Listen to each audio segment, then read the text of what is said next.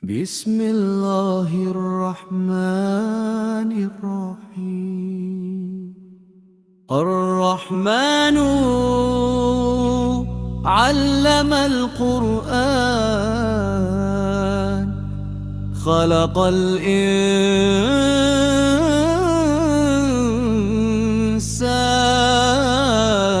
علمه البيان.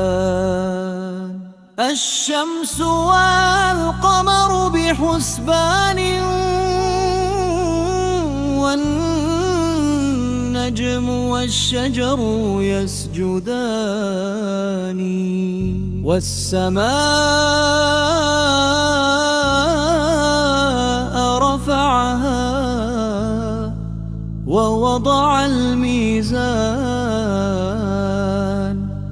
ألا تطغوا في الميزان، وأقيموا الوزن بالقسط ولا تخسروا الميزان. والأرض وضعها للأنام، فيها فاكهة والنخل ذات الأكمام، والحب ذو العصف والريحان. فبأي آلاء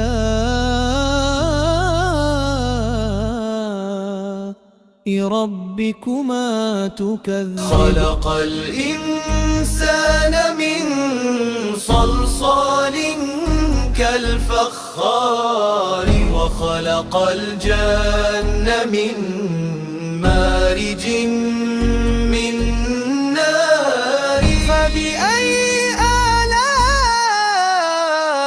ربكما تكذبان؟ رب المشرقين ورب المغربين،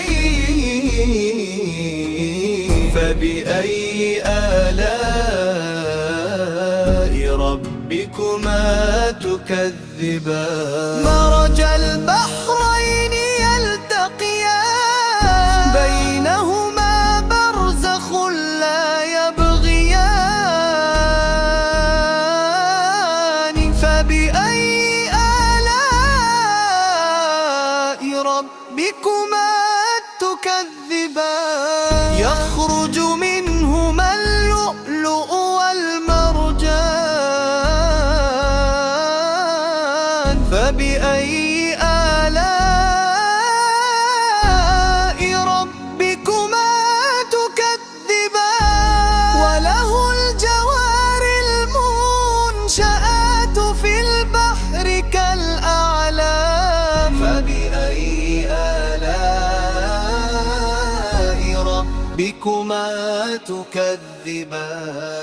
كل من عليها فان، ويبقى وجه ربك ذو الجلال والإكرام. فبأي آلاء ربكما تكذبان؟ يسأله من في السماوات والأرض، كل يوم هو في شأن.